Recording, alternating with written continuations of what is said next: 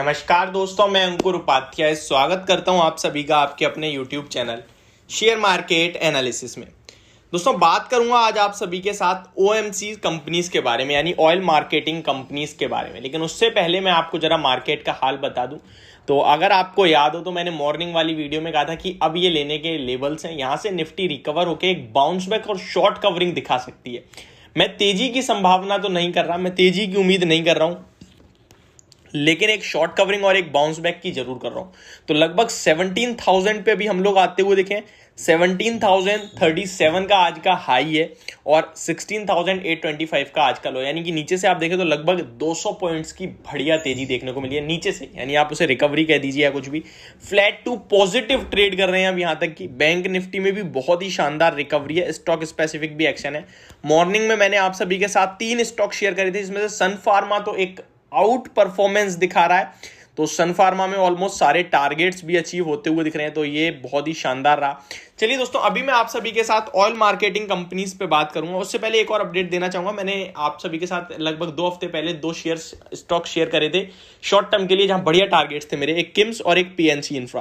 PNC infra तो हालांकि नहीं चला है अभी तक और नीचे ही आ गया है 288 के अराउंड, 285 पे अराउंड रिकमेंड करा था, 258 पे ट्रेड कर रहा है। लेकिन किम्स जो आपको मैंने 1250 पे रिकमेंड करा था 1400 और 1450 के टारगेट्स के लिए, आज 1420 का हाई लगता हुआ दिखा है। तो वहां भी टारगेट्स डन हो चुके हैं। दोस्तों, हमारे व्यूअर्स थे, वो हमसे सवाल कर रहे थे कि भाई ये OMC कंपनीज क्यों गिर रही हैं, स्पेशली ONGC को लेकर काफी सारे कमेंट्स आए हैं। तो सबसे पहले तो ONGC का स्टॉक देखेंगे और उसके बाद बात करेंगे ये OMC कंपनीज गिर क्यों रही हैं। इसके पीछे का एक बड़ा कारण भी है। सॉरी दोस्तों। तो सबसे पहले ONGC के बारे में बात करता हूं। अगर ONGC oil and natural gas की बात करूं तो 122 के लेवल्स पे ट्रेड कर रहा है, डेज लो पे है और 72 लाख शेयर्स ट्रेड हो चुके हैं already. Average volume 2.8 crore shares का है। इस शेयर की बात करूं तो ये पिछले कुछ दिनों में काफी बड़ी गिरावट दिखा चुका है। अगर मैं इसका 6 महीने का चार्ट देखता हूं तो वहां मुझे देखने को मिलेगा कंटिन्यू लोअर लो और लोअर हाई का चार्ट पे फॉर्मेशन। उसके बाद एक U shape recovery I and U shape recovery में स्टॉक लगभग आप सभी ने देखा, जहां पे 121 का लो लगाने के बाद ऊपर में आया 140 तक एंड रिकवरी हुई। उसके बाद क्या बिल्कुल उल्टा यू बन रहा है, यानी कि आप देख सकते हैं कि बिल्कुल उल्टा यू बन रहा है। एंड पास्ट के लोस जो लगे थे जुलाई, मैं आपको एग्जैक्ट डेट बताने की कोशिश करूं तो ये जुलाई 8 को 121 का लो है, उसके पास स्टॉक ट्रेड कर रहा है। इस शेयर में क्या करना चाहिए क्या नहीं करना चाहिए, इसी के बारे में बात करेंगे। दोस्तों, 121, 116 और 100 इन लेवल्स पे मल्टीपल सपोर्ट्स हैं स्टॉक के। अब कितना गिरेगा इसके लिए तो मैं आपसे नहीं कह सकता हूं, लेकिन यहां से 10% की नीचे तक की रेंज, यानी कि 108, 112 तक बहुत स्ट्रॉन्ग सपोर्ट है हर 2-4 पॉइंट्स पे।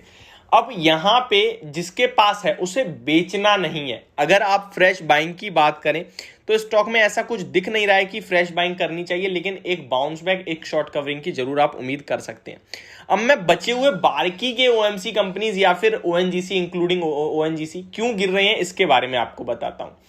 दोस्तों, अगर आप इन स्टॉक्स को देखें तो इन स्टॉक्स में मैक्सिमम पार्टिसिपेशन रहता है क्रूड ऑयल का, कच्चे तेल का, और कच्चे तेल के दाम आप लोगों ने पिछले कुछ दिनों में काफी हैवीली घटते हुए देखे हैं।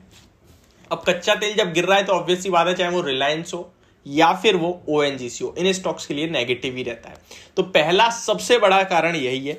स्टॉक चार्ट्स के अकॉर्डिंग भी कुछ अच्छा साउंड नहीं कर रहा है और वैसे भी सरकारी कंपनी कुछ ज़्यादा अच्छा करती भी नहीं है। मैं इसीलिए सरकारी कंपनीज में रिकमेंडेशन कम ही रखता हूँ, इनफैक्ट रखता ही नहीं हूँ। शायद ही मैंने आपको कोई सरकारी कंपनी रिकमेंड करी होगी। बैंकिंग में भी मैं SBI पे बात नहीं करता, इतना ज़्यादा मैं इनसे दूर रहता हूँ, हालांकि एक SBI आउट परफॉर्मर है।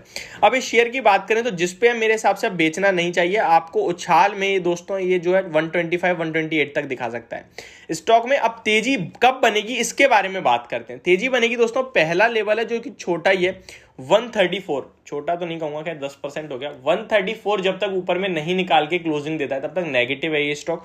उससे पहले 134 तक उछाल आ सकते हैं, यानी 125 का आ सकता है, 128 का आ सकता है, 130 का आ सकता है। वो उछाल as a selling opportunity use करना चाहिए आपको। इस स्टॉक का चार्ट पैटर्न जिस हिसाब से, यानी कंटिन्यू जो लोअर लोज ही बन रहे हैं, वो 134, 135 के ऊपर की क्लोजिंग के बाद खराब होगा, डिस्ट्रॉय होगा एंड फिर आप कहीं ना कहीं एक बड़ी तेजी की उम्मीद कर सकते हैं। तो ये ओवरऑल व्यू बन रहा है ONGC के स्टॉक के बारे में। फ्रेश एंट्री बिल्कुल इग्नोर करें, और एक्यूमुलेशन भी इग्नोर करें। मार्केट की तेजी में डेफिनेटली उछाल मारेगा स्टॉक, और उस उछाल में आप सेलिंग करने की कोशिश करें। बाकी आपके पास बहुत सारे ऑप्शंस हैं खरीदारी करने के, तो वहां पे आप नजर बना के रख सकते हैं। तो ये मेरी वीडियो ONGC के स्टॉक को लेकर, होप आपको आपका आंसर मिल गया होगा। Thank you so much for watching this video, have a great day guys.